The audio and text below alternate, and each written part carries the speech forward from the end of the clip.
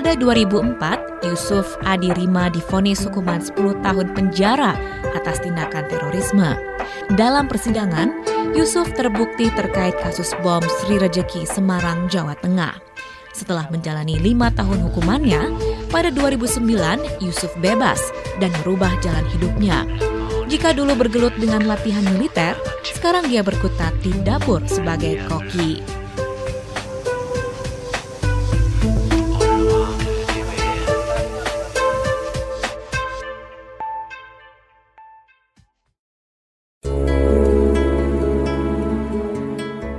Sejak setahun silam, pria yang pernah bergabung dalam Front Pembebasan Islam Moro (MILF) di Filipina mengelola restoran dapur bistik di Semarang, Jawa Tengah, Indonesia. Bersama 10 orang karyawannya, ia meracik menu makanan yang bisa dinikmati masyarakat Semarang. Saya katakan mencoba karena memang perlu perintisan jadi menjadi orang yang bisa berbisnis secara profesional itu perlu latihan. Ya, saya ingin menekuni hal ini untuk bentuk kesungguhan saya untuk memperhatikan ekonomi umat.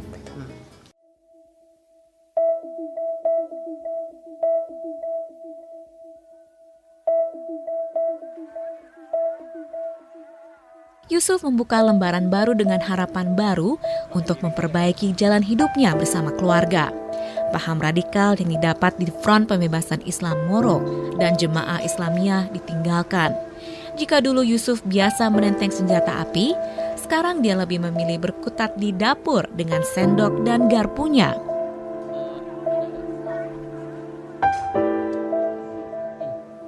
Kalau berkenaan dengan sesuatu yang ilmu ya, jadi ketika kita dulu mempelajari ilmu yang saya maksud tadi tentang peledakan, tentang senjata api, tentang gerilya dan sebagainya, itu adalah bagian daripada experience atau pengalaman yang bagi saya secara pribadi mungkin tidak terlupakan sampai akhir hayat. Karena apa? Karena juga harus berhadapan dengan hukum di Indonesia begitu.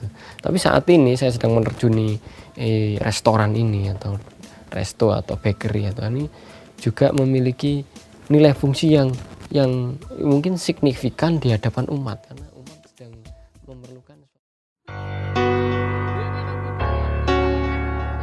Adalah Nur Huda Ismail, mantan jurnalis Washington Post yang memberi motivasi kepada Yusuf untuk berubah.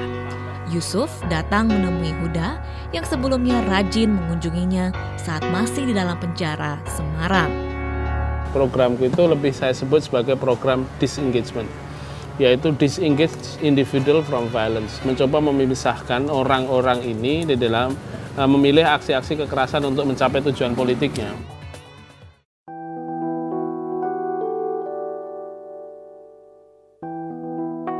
Ex-teroris seperti Yusuf, menurut Huda, perlu diberi kepercayaan agar tidak kembali menjadi liar.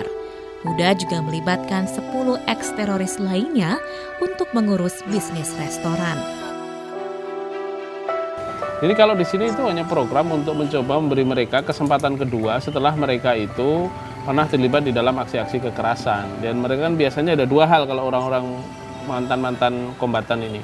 Satu, oleh kelompok mereka sendiri mereka dipinggirkan karena dianggap mereka sudah tidak bersih lagi. Karena mereka ini kan sudah buka rahasia perusahaan, ngomong di pengadilan, terus kemudian waktu diinterogasi polisi ngaku, jadi BAP-nya tebal lah. Intinya dia udah nyanyi lah, jadi penyanyi yang baik nih. Kedua, oleh masyarakat dia distigma gitu loh, karena kemudian dia tetap dianggap sebagai teroris gitu loh. Padahal orang terlibat di dalam aksi terorisme itu level of engagement, tingkat keterlibatan dia kan macam-macam gitu loh, dan itu tidak ada studi untuk itu gitu.